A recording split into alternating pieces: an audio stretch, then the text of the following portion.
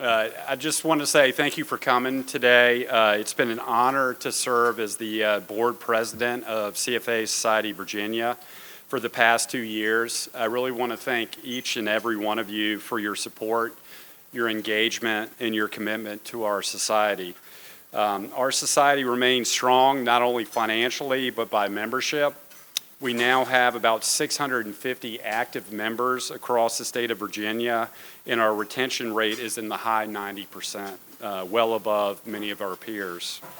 We are the third largest CFA society in the Southeast and among the most active in the region. This strength reflects both the value of the CFA charter and the dedication of our members. So again, thank you. Over the past year, together we've accomplished a lot. We had a sold-out annual forecast dinner with more than 225 attendees. We had a stock pitch challenge, nearly doubled university participation, building our candidate pipeline and creating momentum to expand regionally. Our Leadership Advisory Council program, led by our younger members, include a CFA Level 1 crash course at the University of Richmond. More than 20 professional learning credit hours through in-person, hybrid, and collaborative events with peer societies. We also sponsored the University of Virginia Investing Conference, connecting members to global thought leadership. Active participation in regional and global leadership conferences to share best practices and bring new ideas back to Virginia. At the heart of all of this is our commitment to ethics, governance, and professional standards. Our society continues to uphold the CFA Institute's Code of Ethics and Standard of Professional Conduct, while our board policies and bylaws ensure transparency, accountability, and long-term sustainability. Looking ahead, our focus remains clear, delivering impactful programming that blends thought leadership, career development, and networking. We're expanding university partnerships and student initiatives. We're also supporting younger professionals through the Leadership Advisory Council. We're also collaborating with other CFA societies to bring high-profile speakers and programs to Virginia.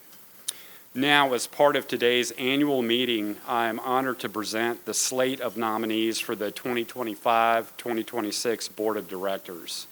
The nominating committee has reviewed and recommended candidates for officers and director positions, and I am grateful to each nominee for stepping forward to serve. On behalf of the current board, I also want to recognize our board for their dedication, contributions, and leadership. If you're currently on the board, please stand. Please give everyone a round of applause. Their efforts have really helped position our society for continued success. With that, I formally place the slate of nominees before the membership for consideration. John Ellison, if you want to stand, for President. Tyson Peterson for VP of Programming. Corey Bunting for Treasurer. Chris Milligan for Secretary. Matthew Cullen. Chip Huey. Gene McGowan, Thomas Newhouse, and Jeff Alejandro. Please give everyone a round of applause again.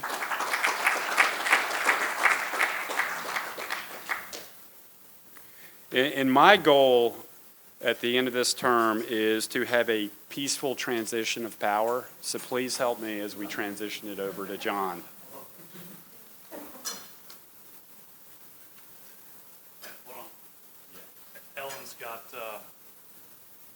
Ashby has been a great president these past 2 years.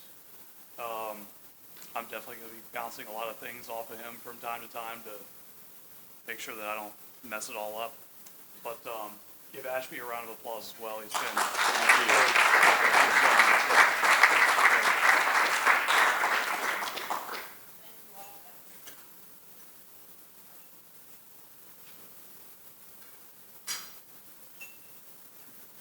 So now on to our featured programming. So we have some gentlemen here from Blackstone. I'd like to introduce our speaker today, Bill Laskota, Managing Director in the Real Estate Group at Blackstone. Bill leads client engagement for the Blackstone Real Estate Income Trust, also known by many of you as BREIT. Before joining Blackstone in 2021, Bill spent over a decade at a little boutique called Oak Tree Capital Management as a managing director and product specialist, where he oversaw product development, marketing, and investor relations across the real estate platform. Today, Bill is here to talk to us about the key principles, strategies, and benefits of investing in private real estate, particularly highlighting how private real estate can offer diversification, income generation, and potential long-term appreciation. So without further ado, I'd like to hand it over to Bill and his partner, Derek Allen, who will be moderating today. Thanks, guys.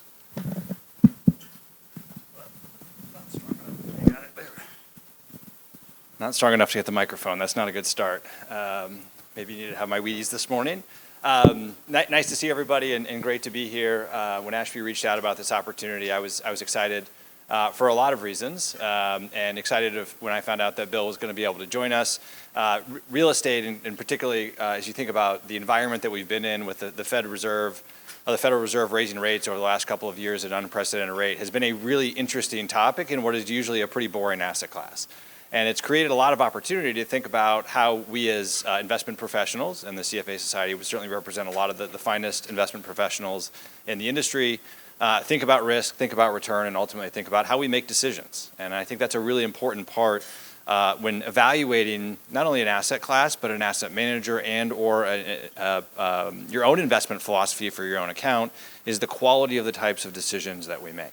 So in talking to Ashby, he had mentioned when I put Bill up for potentially speaking at today's event, that not too long ago, Howard Marks was one of the speakers at these events. And it seemed like a good entry point into this conversation to actually take a quote from Howard Marks. I actually got the quote from a book called The Most Important Thing, which is a book that was given to me as an assignment as part of my program at the University of Virginia and the Darden Program of Business, where Rodney Sullivan was actually my professor that wrote my rec letter for Blackstone when I ended up coming here about 4 months ago. So it all kind of tied together. I think Rodney's in Chicago today, so he was not going to be at today's meeting. But if you don't know Rodney, he worked in the home office in Charlottesville and is a great resource as the head of the Asset Management Institute at UVA. In the book called The Most Important Thing, I highlighted this quote of, "The quality of a decision cannot be determined by the outcome." And that in investing is really important. And one of the things I always guide people towards as we think about where we're potentially allocating new dollars or how we're thinking about investing is this idea of not necessarily who presents the best return profile, but do you trust the quality of the decision making of the person that you're investing with? And I think in a lot of ways that gets to the culture of the CFA Society and the ethics behind how we think about investing and or evaluating investments, and this idea that it's really about having a quality and thoughtful process as to how you are making investment decisions, not just the outcome that comes along with that. I think real estate leading up to the Fed rate hike of 2022 was a very good example of that. There were a lot of real estate managers out there in smaller boutique shops that were posting very attractive return profiles. But at the end of the day, and we found out as the Fed started to raise rates and pressure was felt in funding markets, and we were talking about that before the meeting, you figured out who had a quality decision-making process around risk and return relative to those managers that were benefiting from a cyclical wave that was lower interest rates for an extended period of time. So that backdrop for today is a couple of things. First of all, on the table in front of everybody, there's a piece that says why BREIT now. It should really say why private real estate now. We're not going to talk about a product today. We're not going to talk about how to get invested with Blackstone. Blackstone is one of the world's largest alternative asset managers, and I forgot the clicker over here. And so, if nothing else, we wouldn't say this is a reason to invest with Blackstone, but it is a reason to potentially listen to what Blackstone has to say about areas like private real estate. Maybe a fun fact to kick things off. Blackstone is the third largest owner of real estate in the world, behind two organizations. Does anyone know the two organizations? Courtney, you can't answer. The Vatican is number one. Number two, our U.S. government. So behind the Vatican and the U.S. government, Blackstone owns more real estate than any other entity. And so this idea of having data points that can help to inform us on investing in real estate, but help to inform all of you in the room about the current state of private real estate and the real estate market, we think is something that's really interesting and unique. It maybe qualifies us to put some perspective to what, again, has been a very interesting time, particularly we think about what's going on with this week with the Federal Reserve moving forward. To kick things off, Bill, I'll maybe pass it over to you and we'll get a little bit personal. I mentioned earlier that you had the opportunity to work along Howard Marks, and many of you in the room have probably heard Howard in some capacity. Maybe just talk a little bit about lessons learned from working at Oaktree, maybe how that influences your personal work ethic, but also your professional investment philosophy. Well, thank you all very much for having me. It's great to be here. Derek didn't let me know that this wasn't a BREIT pitch, so I did put subscription documents underneath everyone's chairs, but we can just don't take those. Working at Oaktree was really a great opportunity. I feel very fortunate to have worked at Oaktree for 10 years and now at Blackstone coming up on 5. And they had two very different investment philosophies. When we think about Oaktree's investment philosophy, very contrarian, distressed debt oriented, really buying at the bottom. And when I think about Blackstone's investment philosophy, it's a lot different. It's highly thematic. So what we're doing is we're investing in themes that are backed by long-term secular tailwinds. And it's really about pattern recognition. John Gray has one of my favorite quotes about investing, which is, if investing is about connecting the dots, given Blackstone's scale, we simply see more dots. And that allows us to invest ahead of trends versus chase them. And so when we look at how we invest within real estate, it's really in 3 main sectors here today.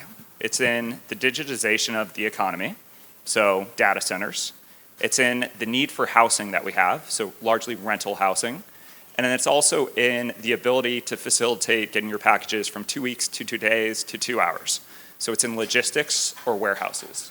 And so those are really the 3 themes in which we're investing. But having the philosophies from both Oaktree and now at Blackstone, I think looking at how specifically on the real estate side, I find that on the real estate side is really benefiting from that thematic approach. That's great. Appreciate that perspective. And it gets back, philosophy is a way I think about that investment decision-making process, right? The way that you ultimately define success or the repeatable process that you can create. Maybe a little bit about working with Howard. Any unique stories that you have in terms of your experience with him? So I got to work very closely with Howard. All of the investment teams at Oaktree write their quarterly letters that go out to all of their limited partners. And for some reason, I was tasked to write the quarterly letters. Had a real passion for writing, a real passion for taking a complicated investment thesis and articulating it in a way that's going to resonate with our clients. And Howard, as one of the most prolific business writers out there, he cares a lot about what comes out of the quality from Oaktree, particularly on the writing. So he was heavily involved in this. And so I wrote 12 quarterly letters every single quarter, and I would send them to Howard, just like everyone else would. And he would review every single piece of writing, and he would say, Bill, I'm going to call you on Saturday morning, and we're going to go through my comments. And he would send you his comments. And I don't know about you all, but as myself, that was, I was probably about as anxious as I've ever been on any call when Howard says, I'm going to call you. And you would know if you were going to have a positive conversation or if you were going to have a tougher conversation. If at the top he says, just call me, ! Was never a good sign. But that level of care, I would say, was really unique because a lot of people that are leaders, they might just send comments and it might say something like, please fix, right? That's a common industry thing. Just send comments. What Howard really wanted to do was invest in the next generation. And we would spend 30 to an hour once a quarter going through this, and he would do it with all the other senior folks at Oaktree as well, because we were always learning from him. So I think that type of philosophy was something that is really ingrained in terms of investing in the next generation. I think the other thing, more on a business side though, of what I learned from Howard is where you're at in the cycle really matters. And particularly in real estate is a cyclical asset class. We just went through a cyclical high, and we're now in a period of a cyclical recovery. and this recovery is really just getting started. Understanding that cycle and recognizing that before the herd, I think is something that Blackstone is doing exceptionally well. No, that's great, and I kind of equate it to submitting your poetry to Shakespeare. That's a pretty tough job to have, so kudos to you for being able to get that done. And your comments around the cycle are really interesting. It's actually, today's presentation comes from our Essentials series at Blackstone, which is really a continuing education series that we put out there around private equity, private credit, private real estate, to try to get people more familiar with investing in private markets. The piece in front of you, the why private real estate now, really gets to this idea of where we're at in the cycle. And so one of the things that we wanted to do up front is talk about the environment that we find ourselves in today, and we thought this piece in particular did a good job of illustrating that. And some of the commentary that relates to cyclical investing within real estate, given this week's Federal Reserve meeting that's going to be announced tomorrow, their next move. So maybe a good starting point is just let's talk about the macro environment we find ourselves in, kind of where we've been, where we're going, but importantly, what's the impact for the Federal Reserve and the moves that they may start making tomorrow on real estate in your asset class? The punchline is the greatest headwind that we've had for commercial real estate could now become a tailwind, and that was higher rates. But if we unpack where we're at here in the cycle, we just went through a cyclical high. This is all real estate values in the United States. So this is not BREIT's performance. Our performance looks a lot different than this. This is all real estate values in the United States. So it's office, it's industrial, it's data centers, retail, everything is looped in here. And what you can see is that we peaked back in March of 22, and we troughed back in, call it December of 23. Peak to trough real estate values were down by about 22%. Now what's interesting here versus the last cycle coming out of the global financial crisis is this wasn't driven by depressed cash flows. This was driven by interest rates. Rates went from 0 to 5, and you had to adjust your valuation multiples or expand your cap rates to reflect that rates were higher. If you looked at the cash flows, and this is not office that I'm talking about, office is a separate story which we're happy to unpack. We own very little office. We're just talking broader commercial real estate. If you look at the fundamentals within commercial real estate, they were actually quite strong during this time period. There was oversupply in certain markets, but cash flow growth was actually quite good, particularly in the sectors in which we're invested in, where you saw 3-4% same-store NOI growth. That's a lot different than what you were experiencing coming out of the global financial crisis. And so as we sit here today, John Gray, who's the CEO and the president who leads Blackstone, he called the bottom very vocally back in January of 24, call it 18 months ago, that we see values bottoming in our key sectors. And since that time period, values are up about 5%. And I think what's really interesting is you all have a lot of areas in which you can invest, as do I. And when I look at the relative value, it seems like we hit a new all-time high in the S&P every single day. You look at the S&P, we're up 85% from our prior trough back in 22. You look at corporate bonds, they're up 30%. I look at real estate, we're only up 5% from our prior trough. And what we know about investing in real estate, if you're invested in good real estate in good markets with the right capital structure, you're going to surpass your prior peak. It's happened in every cycle since inception. I don't see a reason why this wouldn't happen again as well. And this recovery in real estate is really just getting started. And I'd say the cost of capital with the Fed lowering rates, that will be a huge tailwind for commercial real estate. Because the cost of borrowing in commercial real estate was really difficult, frankly. You go back to 2023, when the 10-year was at 5, it was really difficult to get deals done. That's why transaction volume fell off a cliff. If you're borrowing at 9 and your unlevered cap rate is 5, really doesn't make a lot of sense to do it. So now what's happened is you look at lower base rates and lower spreads. So the cost of borrowing has come down by about 40%, and that's not factoring in the Fed cutting rates. And we look at there's actually more debt in the system here. That's really critical because real estate's a levered asset class. You need good debt, so low leverage or low rate, and you need more debt in the system to accommodate this rally. And that's actually what we're seeing here, whether it's on the CMBS issuance side, but it's also on the direct bank lending side as well. We're seeing more debt in the system at lower rates. So if we get a Fed cut or a few, I think that's going to be a huge tailwind for commercial real estate. Yeah, I think that's a great backdrop. And we were talking before the meeting Back in 2023, during the Silicon Valley Bank and First Republic and the whole unrealized losses on bank balance sheet time period, I was at JP Morgan, and a lot of the conversation was Silicon Valley Bank was the first of many, and that hundreds of small and regional banks would end up failing, and the biggest lender to real estate was small and regional banks. Right, it created a complete, it wasn't the type of complete and total freeze that we felt as consumers during 2008, but it was certainly a complete and total freeze if you were trying to transact within the real estate market.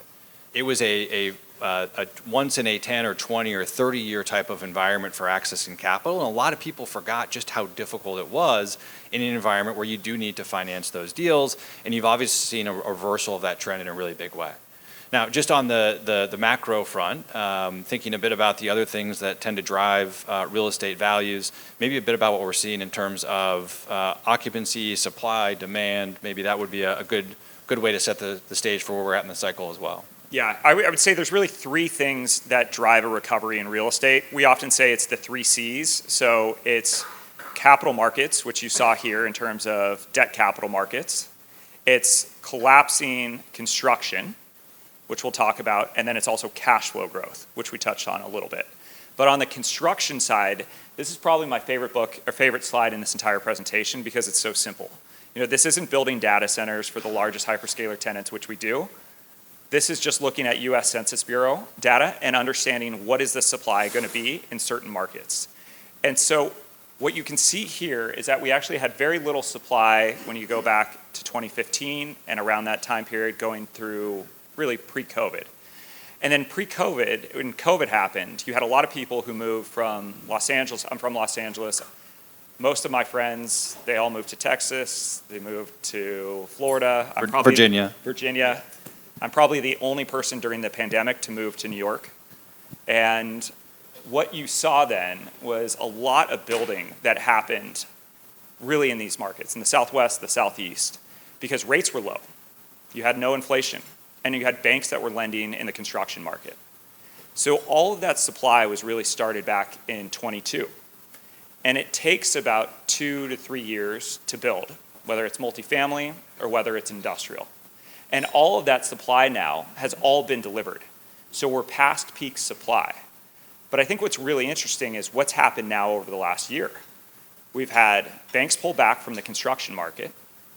We've had higher rates. And we've had some inflation. So you've seen no development happen in multifamily or industrial. So starts of new projects have fallen off a cliff. They're down over 65% in our key sectors. And that bodes really well for real estate if you believe in the demand picture, which we can talk about. But if you believe in the demand, we're simply not building enough to keep up with this demand. But it doesn't affect the value of real estate overnight. It affects the value of real estate when people start to price this in, that they're going to start to see rent growth because today in multifamily occupancies, we just had records amount of supply. Yet we're at 95% occupied. You can only go to 100. So you know that if you're not building enough, you still have demand in the Sun Belt, you still have higher job growth, higher wage growth, higher population growth, that when you get to 2026 and you get to 2027, that you're simply not going to have enough housing. So that's when rents start to go up and occupancies start to go up. And frankly, they've been rather flat the last few years because of this supply. But I think what's really interesting is looking at this go-forward picture with a lack of construction that we have. You take a market like Austin, Texas, it's the poster child for the Sun Belt. There's high population growth, high job growth, high wage growth. If you look at a market like Austin, Texas, and you look at multifamily or apartments in Austin, Texas, they will have increased their supply in just 2 years by 18% in 2024 and 2025. That's like 3 to 5 times more than most markets. And even in Austin, Texas, which we own very little of because of this, even in Austin, Texas, they simply won't have enough supply in 2027. And the rest of our markets and the rest of the Sun Belt had much less supply. So that's why we're so bullish on this picture, because you can look at any single data in any single submarket and you know what are the permits, what are the construction starts, and if the developer is worth their salt, they're going to deliver in 2 to 3 years, so you know what your supply picture is going to be. That's what we're experiencing in multifamily or rental housing. That's also what we're experiencing in industrial, but the industrial cycle is about 6 months behind, so you're still working through some supply. Yeah, at the end of the day, the Fed lowering rates this week and the dynamic it means for consumers and the ability to go out and buy is very, very important. I mean, I think our strategy team put something out a couple of weeks ago, and it probably came from the real estate team. There's something like 28 million renters in the United States today. As a potential homeowner, on average, you need around $125,000 of income to be able to buy given current interest rates and current pricing. Out of that 28 million or so renters, only 5 million meet that criteria, that make enough income to be able to go from renting to buying.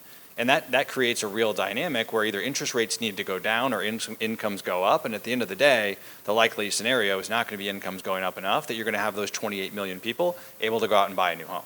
And so this dynamic of the Fed lowering rates later this year should free up some potential activity in the space, but certainly in an environment where now we've seen that supply come on board, and we're moving through to the next phase of the cycle. Maybe worth just talking real quickly for those in the room that aren't as familiar with private real estate. The deck is actually called the Essentials of Private Real Estate. Maybe talk a little bit about when we say private real estate. I think there's one of the things that we see in public markets is benchmarks. So the S&P 500, everybody's tracking to some benchmark, or the Russell 1000 growth or Russell 1000 value. In private markets, you're less benchmark oriented. Right? There's a big divergence between the way that Blackstone may think about private real estate investing and a Brookfield or another manager in the space, or even at the local level owning properties yourself. Maybe worth talking a bit about what is private real estate, and then we'll get to the question here in a second if you want to. Yeah, absolutely. So when we invest in private real estate at Blackstone, we really do it in 2 different equity strategies.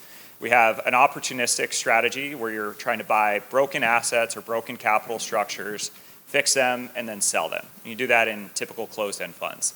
And then we have what we found fits more of the high net worth space, and also institutions as well who want to hold assets, and they want to develop and generate returns from both current income and capital appreciation, is we have what's our Core Plus strategy, which is what I work on. We manage money for institutions, and we also manage a lot of money for high net worth individuals. And the reason we see this as such a core segment is because of the diversification benefits that this offers. When we think about private real estate and how it performs, I think this is a great time to be talking about it. No one wants diversification until they need it. But when we were back in the first part of this year, the Mag 7 was down, the S&P was down 15, it seemed like everything was going down. We were looking at private real estate, and particularly in our portfolio, and we were up. Because the lack of correlation to major indices, whether it's publicly traded REITs, whether it's investment grade bonds, or really any indice, is one of the reasons why people invest with private real estate.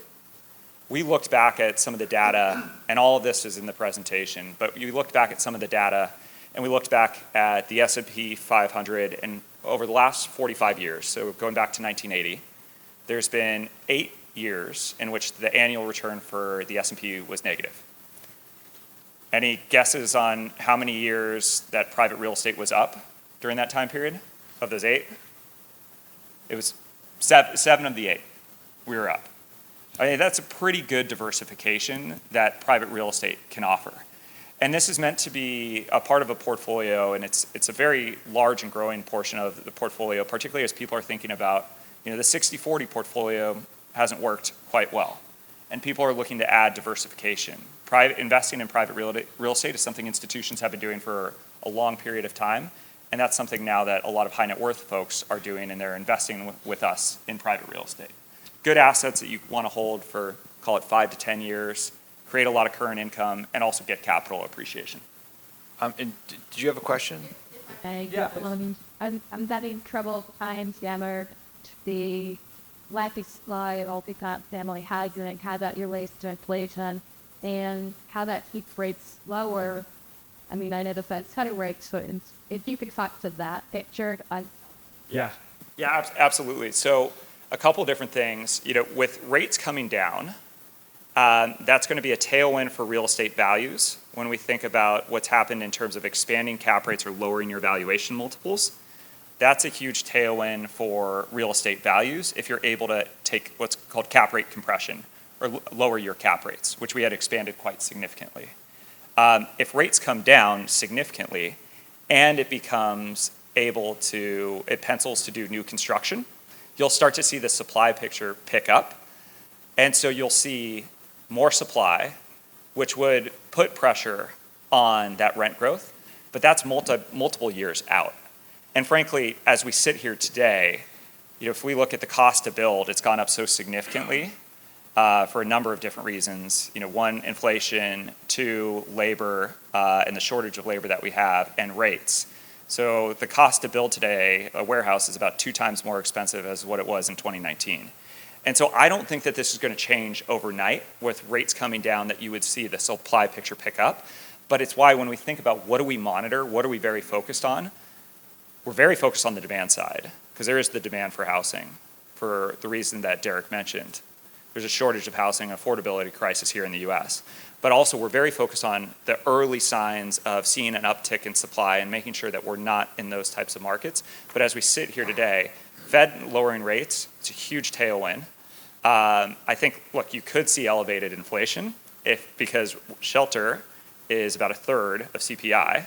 And so you could start to see inflation increase if you do start to see this type of rent growth that we are expecting to see back in, I would say probably in 26 and 27 is where you start to see this meaningfully pick up. But that's something to definitely monitor. Could I ask you a question, because I love that slide that you talked about, the Sun Belt. I think we all do that. I don't know if Virginia is considered a Sun Belt state. I think we're very close. I just got real estate is not in the city eviction, right? So we couldn't have that. Things are great, right? We're all happy when you have to avoid the same topic. Can you talk about the geographic balance for all these other states? So, like, if you were doing this pitching, where tips into you, just choose some, like, Rochester, Minnesota. We don't give this pitch in Poughkeepsie. No, I'm just kidding. Well, you know what you're doing. Like, I'm just saying, like, one of the areas of Manhattan where, like, that's, I look for that album. I'm just curious to that. I feel like sometimes we're having the back on thinking that's about, I guess we'd have it. That's not political, certainly. But this area, I think all of us understand also. Yeah. Just talk about the housing patterns. Yeah, absolutely. So for us as investors, because we're investing in long-term secular tailwinds, right? We're going to be investing in the Sun Belt in this fund. But there's also opportunities, particularly for more of the stressed or distressed or opportunistic strategies, where you look at some markets that have been a little bit more challenged. Like let's do a couple examples. Everyone likes to talk about office, right? And office is really bifurcated in terms of performance in both markets and also the classes of office. Class A trophy office actually performing quite well, everything else not. And if I've been at Blackstone for coming up on 5 years, the first 4 years we talked about buying office 0 times. In investment committee, I would say over the last 6 months, we've actually seen real opportunities to buy office very selectively. Not in this fund, but in more of our opportunistic strategy. And the reason is because a lot of these markets really got beat up, right? If we look at commercial property prices being down 22% as an index, office prices were down 42 or 52 or 92 in some cases. And some of these markets are actually performing quite well. And it's not what you see in the headlines. They're now starting to pick this up, but you're actually seeing some of these markets come back. Like, we've done 3 office trades. One was in New York City, which is actually the best performing office market. I don't know if anyone saw that headline, but we just surpassed our prior peak pandemic levels. It's the first office market to come back, but that's a whole different story than what we were talking about 3 years ago.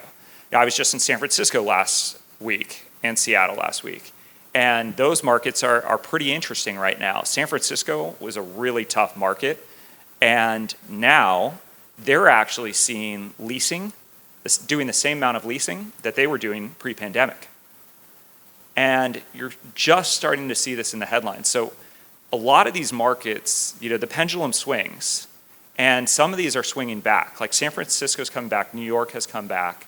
But it really, really matters. I think where we want to be investing, I was just in Buffalo, New York. We don't own anything in Buffalo, New York. Right? There's not a lot of population growth, job growth, and wage growth there. So the demographic trends really matter, and that's why it's the Sun Belt story. But it also, there are pockets where if you're looking at the supply picture, to use a different analogy, so we're not just talking about the Sun Belt, some of the best performing multifamily markets are actually not in the Sun Belt. They're in major coastal markets, like a San Francisco or a New York, because you just have had no supply. So it really depends on, what's your risk profile that you're willing to take? Are you very capital appreciation focused? Could find some opportunities very selectively in office because prices gotten beat up so much. But what's your time horizon too? For us, for long-term perpetual capital, really investing in the Sun Belt here today. That's a thought. I'm sorry, pre-thought and then to his statements. You said something before with Socrates Duke that was talking about the balance sheet, or you said something like, if you didn't get over letter and add single out one real estate out to the particular, it's like your 4% cap rate was like at June, get it delivered in 2024 or whatever, but how does do it right now? But is there any way to break the pie down? But good kind of use about the road and see these some they get me out there about like how many other or more of the opportunities at the Senate bank growth that I'm just willing to discuss and then kind of look on and cool plus sign. Yeah, look, the wall of maturities is something we've all talked about in terms of debt, having a wall of maturities since the global financial crisis, right? So we all talk about the wall of maturities that's going to happen over the next 3 years with the massive amount of commercial real estate debt that's going to occur. But if we've all been around, that wall of maturities has always been there as well. And there's always opportunities to refinance debt. With commercial real estate being 3 to 5 year loans typically, you're always going to have a wall. But I think you look here today at delinquencies, and you look at delinquencies particularly in things like office, you're seeing that delinquencies on CMBS as a barometer are actually at about 12% here today. And they were only at about 10% a year ago. So you're seeing that continue to increase. So there's going to be opportunities, particularly in some of these sectors, to recapitalize assets at, I think, very attractive levels because, if you can come in below the debt, which a lot of these office deals you're getting in below the debt, it's pretty attractive. And that's what you're seeing in the delinquency rates, and that's something that we monitor across all asset classes. Generally, what you're seeing is that delinquency rates are higher than what they were 12 months ago, even in some good sectors like multifamily. Like, to your point, if you started a project in 2021 or 2022, and you're now delivering that project, the rents that you underwrote probably aren't penciling here today. I think you're going to get back there, but that's going to create a lot of opportunities for, I would say, that more stressed or distress-oriented capital. And we'll get to the question here. I would just say it speaks to the bifurcated nature of the real estate market. So Blackstone owns across our entire real estate business $300 to $400 billion. That's roughly 14,000 properties. If you think about relative to like a publicly traded stock portfolio that's going to own 300 names or 100 names that could have an asset size of that level, it's very, very different. It just speaks to the need to go in and understand property by property and market by market, the differentiation. And each deal is done at its own respective cap rate. There's not a broad cap rate that we use across the entire book of business. That has to be addressed at each property level. So sorry, the question?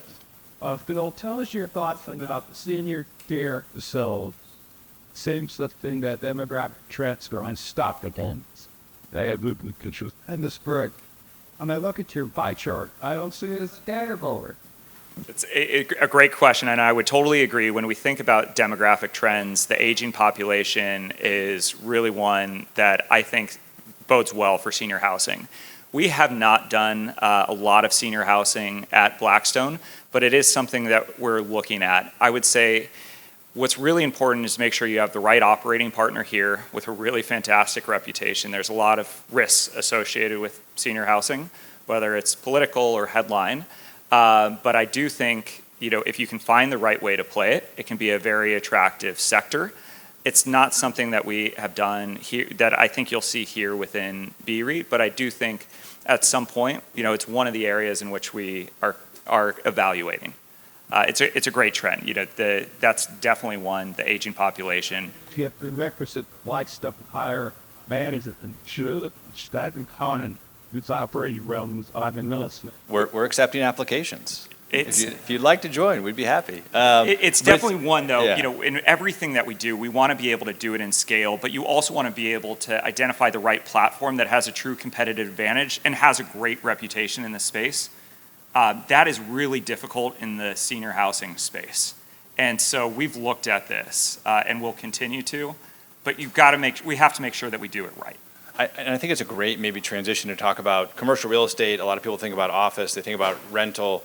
I think it's illegal in 2025 to have an investment presentation and not talk about artificial intelligence. It's a prerequisite for any presentation, and one of the biggest thematic plays of Blackstone's real estate business over the last 5 years, and certainly going forward, is actually this play on artificial intelligence, particularly through data centers. So maybe a good opportunity to talk about the platform of data centers, how we think about that from a real estate perspective, and a lot of overlap with the Virginia market, given Loudoun County and obviously everything that everyone hears about. We're actually hosting an event in a couple of weeks at one of the facilities up in Northern Virginia that happens to be one of our largest holdings across our real estate business. So maybe talk a bit about data centers and how that plays into commercial real estate, or just thematically other places we're finding opportunity today to deploy capital. Yeah, if you were to ask us, our top 2 investment themes, it would be data centers and data centers. That's really where we're deploying the vast majority of our capital here. I think this is a great example when we talked earlier on about not chasing trends, but investing ahead of them. We've been investing in data centers in this fund since 2019. I'm not aware of another real estate fund that's been investing in data centers since 2019. And I think there's a lot of capital that's coming into this space here today, and we can talk about how we're differentiating and how we're playing it, because I think managing risks when you're building $1 billion, $5 billion, $10 billion data centers is extremely critical, and when there's a lot of capital that's chasing opportunities here. But how we got into the data center space was back in 2019, we recognized that the demand for content creation, streaming, storage was continuing to increase. It was largely a cloud play, and that's what we were seeing. And in 2021, you just looked at the trends, the amount of data that's being created, consumed, and stored just continued to increase. And what we wanted to do was identify a platform that we thought had a real competitive advantage. And that's what we did with a company called QTS back in August of 21. And the play there was they had long leased operating data center assets. This was great for the public markets. It was very good predictability of cash flow. But what they also had that was hugely underlooked was they had a massive land bank that was largely entitled and largely had access to power.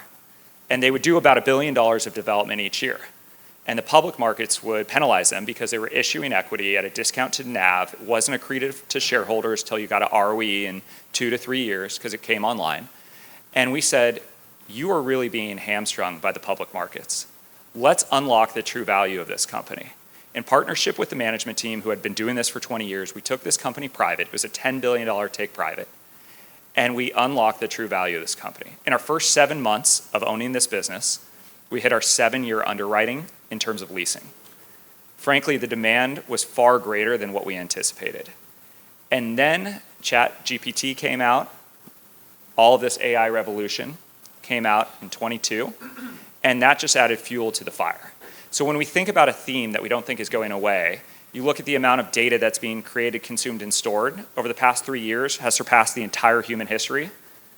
The same is expected over the next 3 years. And all of that data is not stored in a cloud. The cloud doesn't exist. It's in a data center, and hopefully one in which we own, as we're now the largest owner of data centers in the world.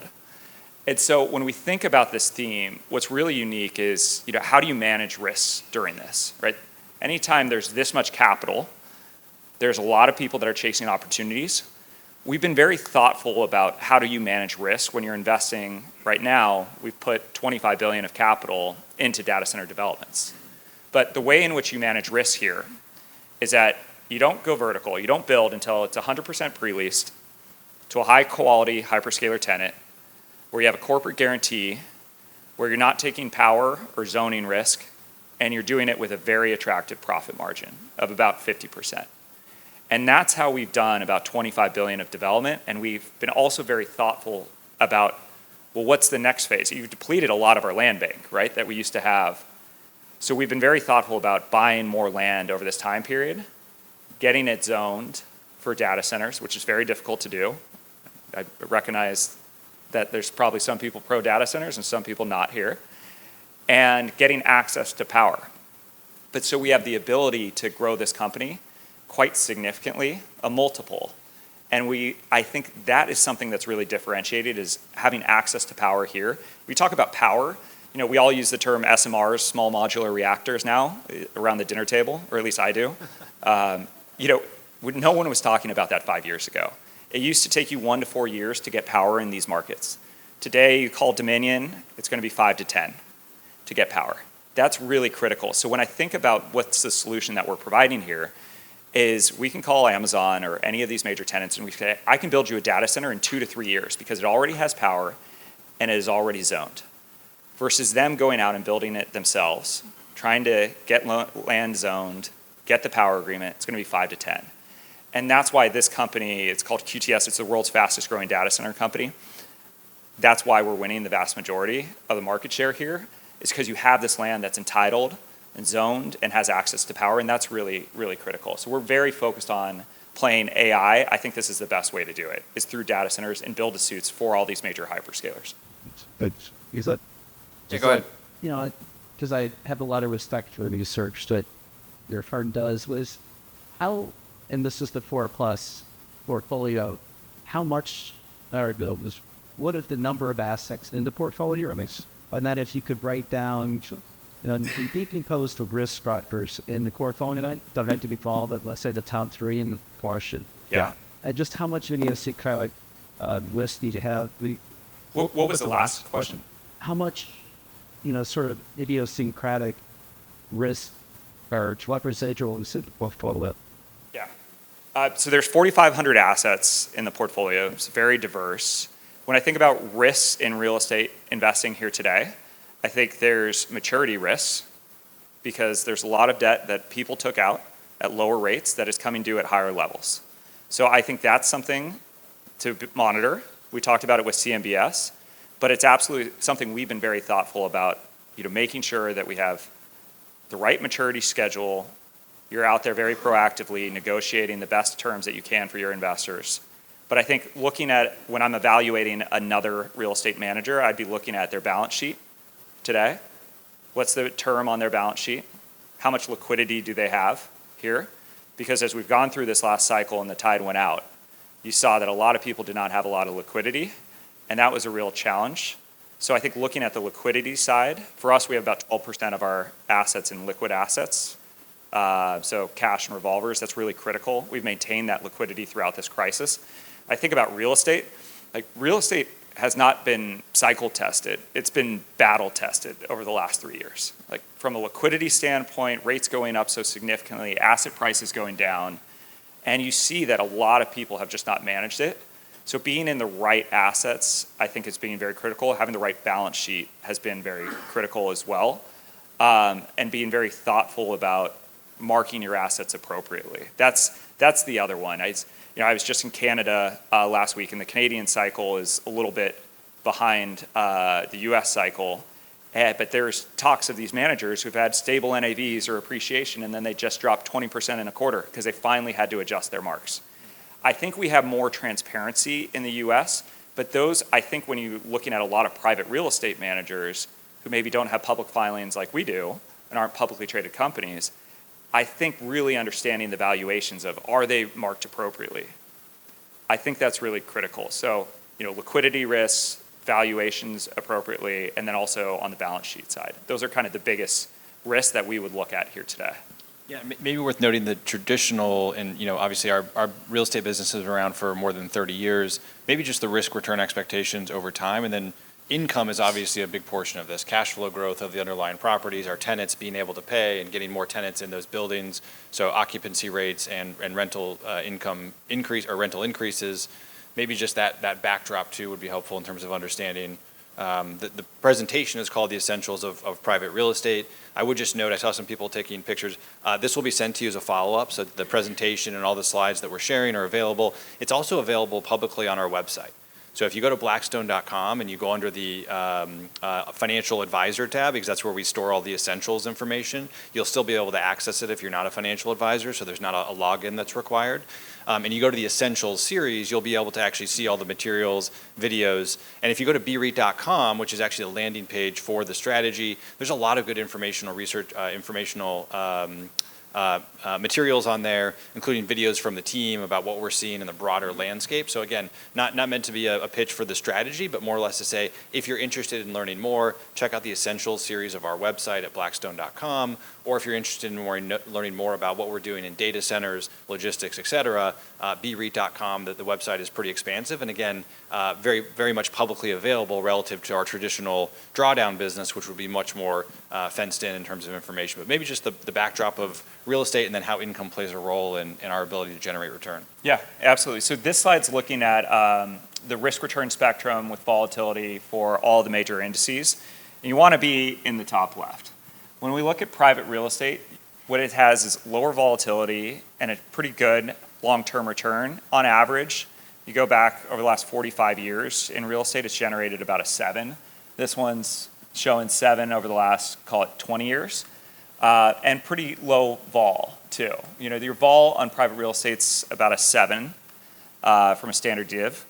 And when we look at what our returns are, they're a lot different than this. We've generated about a 9% since inception return, and we've done it with a lot less vol. So that's where I think manager selection, investment approach really matters.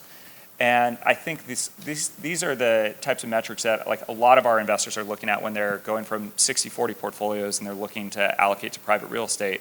You know, being able to increase returns, lower your volatility is something that people find quite attractive from a portfolio diversification standpoint. The other aspect in investing in real estate, whether it's with us or whether it's with someone else, is you generally have a very tax-efficient income. Where when we look at the income distribution here, it's about 4.5%. But because this income, because of the depreciation, the sheltered depreciation, you actually are not paying ordinary income. It's actually a return of capital in most cases. And so it creates your yield, instead of being 4.5, it's actually closer to 7.5 on a tax equivalent basis. And so when we're looking at the spectrum with munis paying very little, I think this real estate can be pretty compelling from an income-oriented approach. And about half of our return comes in the form of current income and core real estate, core plus real estate. You're generally about half income, about half capital appreciation. And it really depends on the strategies. You know, multifamily, you're going to collect very good current income. You'll get some capital appreciation. Data centers is actually mostly capital appreciation, and then it turns to current income. But it really depends on the strategy. But it's something to be aware of. This is the tax equivalent yield that we were talking about. So, Ashby, go ahead. So with the demand of data centers and the growth that they're seeing, expect growth at the past several years, do you think over the next 3-5 years or longer, there's going to be a breaking point that is not enough energy supply to supply data centers? And what's Blackstone's overall view of U.S. energy sector right now? Yeah, absolutely. I'll hit the first part, and White, you can talk about some of the things that we're doing on the infrastructure side. I mean, you're spot on. The demand on the grid is going to increase significantly, depending on the estimate, over the next 10 years, 20 to 40% increase when it's been flat. So that's really critical. So when we talk about things like small modular reactors, there's going to be a lot of new technology that will need to come in order to facilitate all of this growth. Because it used to take you 1 to 4 years to get power at data centers. Today it takes you 5 to 10.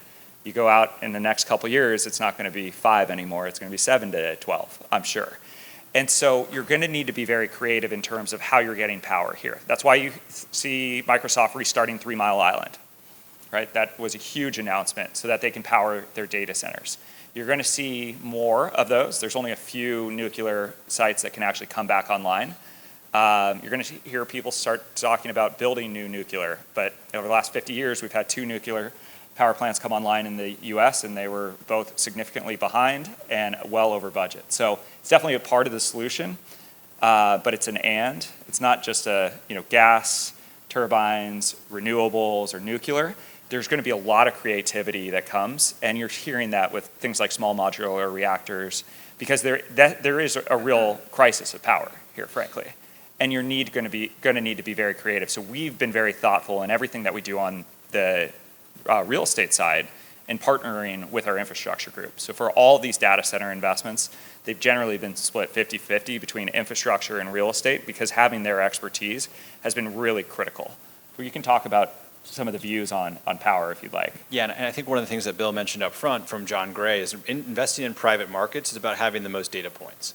And the data points that we were seeing on the real estate side, and particularly our investments in data centers, help to help our entire business realize the need for greater infrastructure spend and build out. We've had an energy transition business at Blackstone going back to the early 2010s. And this idea of the need for more power and be able to generate an electrical grid, and really a grid in the United States that's very far behind. One of the fastest growing parts of our business is a dedicated infrastructure business that's now been around since 2017, where we're investing directly in, call it power, electrical, and other providers of what we think is going to be a much bigger strain on the grid going forward. There was a recent announcement in Pennsylvania with PPL where Blackstone's going to be helping to support the build out of additional power generation and needs in what ends up being a very heavy data center area in Pennsylvania. But it's true to our private equity business as well. One of the most recent acquisitions we made is Enverus. Enverus is a data aggregator within the energy space. So if you think about all these data points that come from how do we create a sustainable grid, because if you're running a data center, you don't just need power, you need consistent power that can help to keep everything online, and any sort of interruption in that power is going to be mission critical in order your ability to operate. And so having the data to be able to regulate that power, to transmit that power, and ultimately better inform us how to be more efficient with our grids, not just building new sources of power, but also being more efficient with the power that we have. It is a thematic play, not just across our real estate business, but it led to thematic plays within a dedicated infrastructure business, and then also now to private equity. And if you look at our private credit business, we're lending to a lot of these providers as well.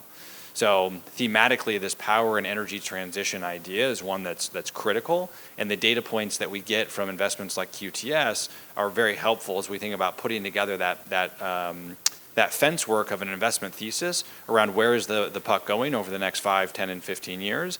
And at the end of the day, if we saw continuously in our infrastructure business and in our equity business that there wasn't going to be enough power for these data centers to operate, our real estate business is going to be aware of that, and that's something that we have to take into account. So thematically, it's certainly a big story across our entire book. Okay, go ahead. Real quick, I really inside. Could you speak to the head of the data centers? I got obviously that's various concern, but it's not that almost unlimited power, easy to lose, so on and so forth. The school thought that China would become the low cost best provider the world if it's not a high security. Yeah, I mean, I think you hit the nail on the head with high security use. And where do your partner really matters in data centers. Like your partner of choice is very critical. And that's why you see all of these major hyperscalers either building it in-house or with very select partners. So they absolutely have way more ability to build and way more power generation. But I do think the selectivity, when we think about how important cybersecurity or security is, I think that's going to be a pretty critical roadblock to taking everything that we're doing here and let's just do it in China because it's cheaper, when this is their most critical infrastructure that they're investing in. So I think you're going to continue to see advancements. I can't predict what's going to happen, over the next 20 years here, but what I can tell you is that the commitment from all of these major tenants, where they're talking about investing here today, is in the US first and foremost. That's where they're really focused on building their digital infrastructure. They're also doing it in Europe and in parts of Asia as well. But those markets, Europe and then Asia, are definitely far behind. Where they're investing nearly all of their dollars, their major CapEx dollars, it's like $365 billion they're investing in digital CapEx, is largely here in the US. That's where we're seeing the best demand. Yeah, no, within our infrastructure and private equity business, we actually did acquire AirTrunk, which is the largest data center provider in Asia, excluding China. So we've not made a strategic bet to necessarily have a play in China, and from a regulatory perspective, there would be a lot of complication around that. But as we think about the broader story internationally, not only do you have AirTrunk as a potential opportunity, but also expanding internationally with QTS is the way that we're thinking about playing it. But the China question is probably the hardest one to answer, and one that we thematically can't necessarily make a determination on, right? If you don't have the end game in terms of where the political story goes, it's somewhat difficult. So all we can do is protect ourselves to all the things that Bill had said around going with where hyperscalers are most willing to invest. And today that continues to be the United States.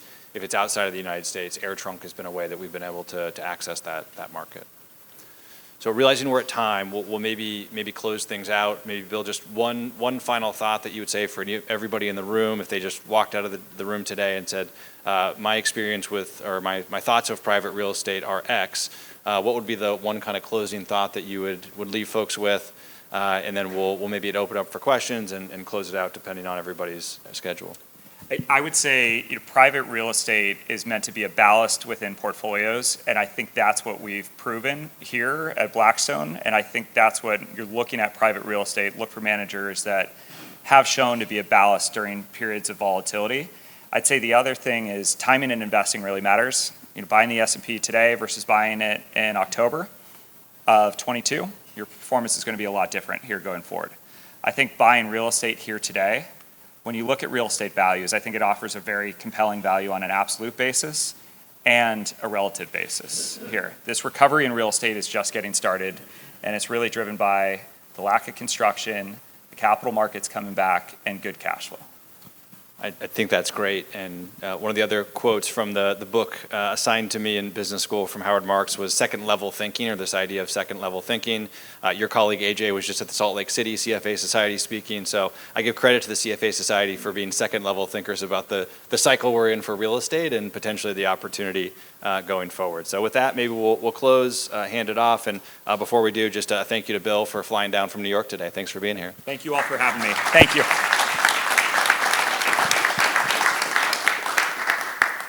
Actually, before everybody runs out, well, Bill, thank you so much for coming. Thank you guys, Derek. Ashby realized there was an oversight. We didn't actually vote earlier. So I had a senior moment and my auto pen's not working. So yeah, we need to vote for the officers and directors. So again, John Ellison, Tyson, Corey, Chris, Matthew Cullen, Chip, Gene, Thomas, Jeff, and me. So all in favor, say aye. Any nays? Okay, so we have a quorum. So thank you everyone for coming today, and thank you very much for presenting.